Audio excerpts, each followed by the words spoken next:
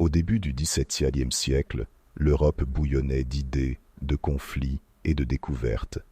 L'astronomie, la philosophie naturelle et les mathématiques commençaient à se réorganiser, préparant le terrain pour l'une des plus grandes avancées intellectuelles de l'humanité. Et dans ce contexte tumultueux est né le garçon qui changerait tout, Isaac Newton.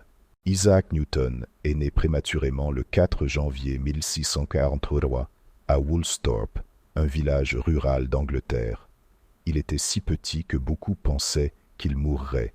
Sa mère, Hannah, est restée seule après la mort de son mari quelques semaines avant sa naissance. L'enfance de Newton a été marquée par la solitude.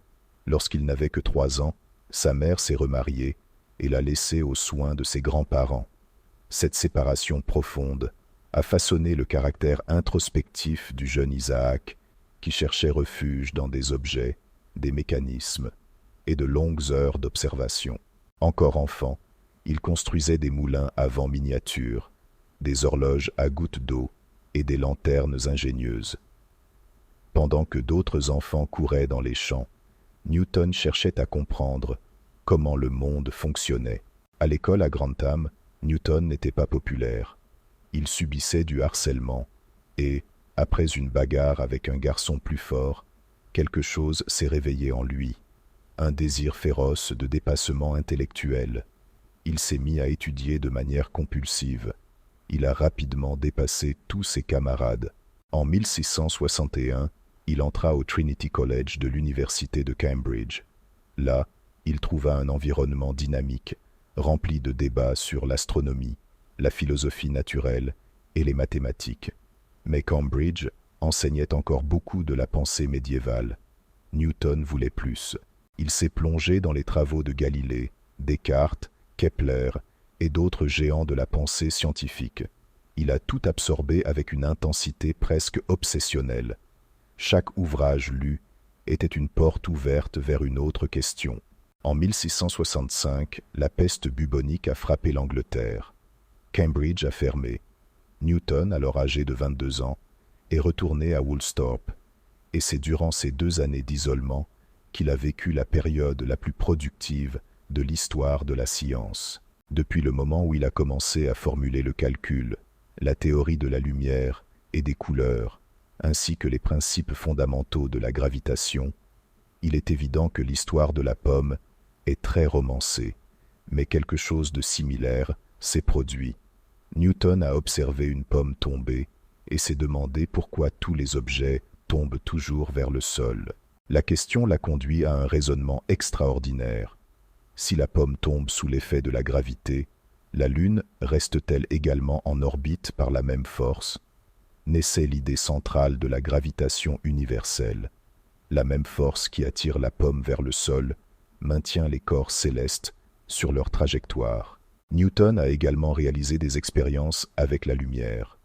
En faisant passer de la lumière blanche à travers un prisme, il a remarqué qu'elle se divisait en couleurs distinctes. Cela contredisait l'idée ancienne, selon laquelle la lumière blanche était pure. Pour Newton, elle était composée de toutes les couleurs que nous avons vues se séparer. Insatisfait par les aberrations optiques des télescopes réfracteurs, Newton a créé le premier télescope réflecteur fonctionnel, utilisant des miroirs au lieu de lentilles en verre. Cela a révolutionné l'astronomie.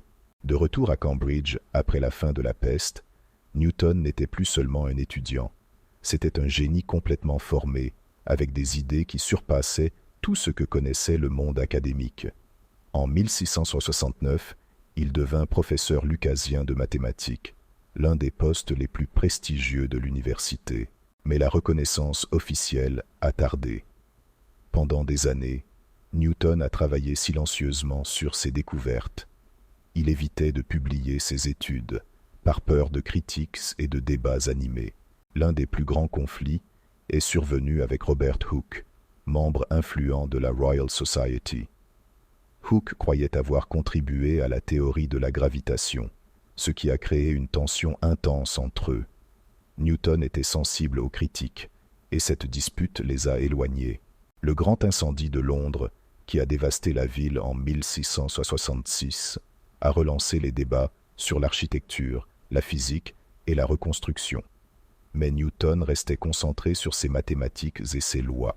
Le tournant est survenu en 1684, lorsqu'Edmond Halley, oui, le même que le futur comète de Halley, a rendu visite à Newton et lui a posé une question simple.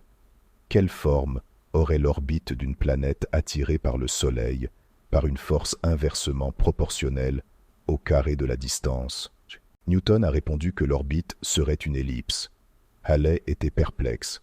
Personne n'avait jamais prouvé cela, et il demanda à Newton de présenter ses calculs.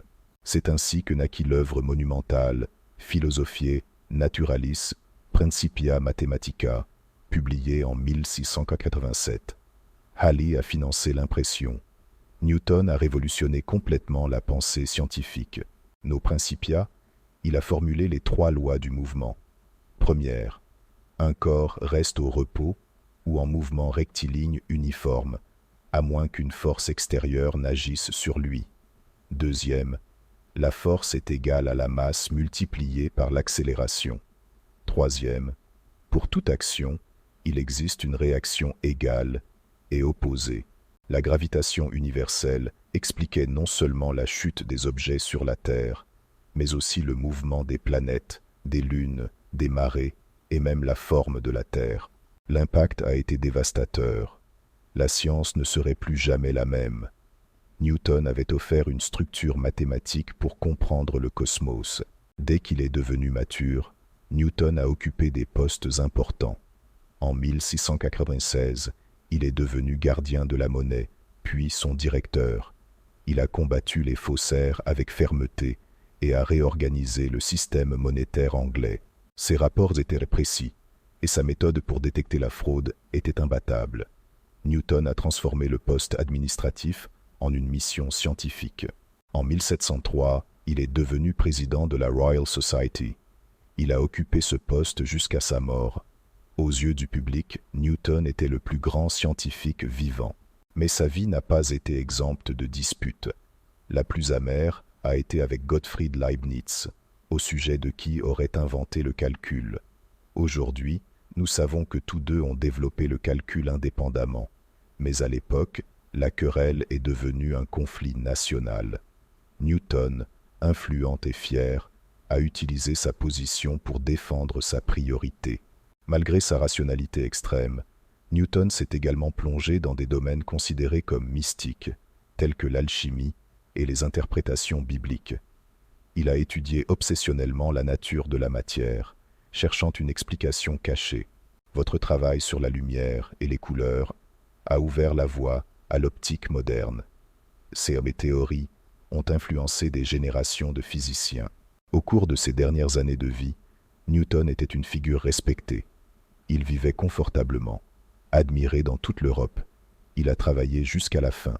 Isaac Newton est décédé le 20 mars 1727, à l'âge de 84 ans.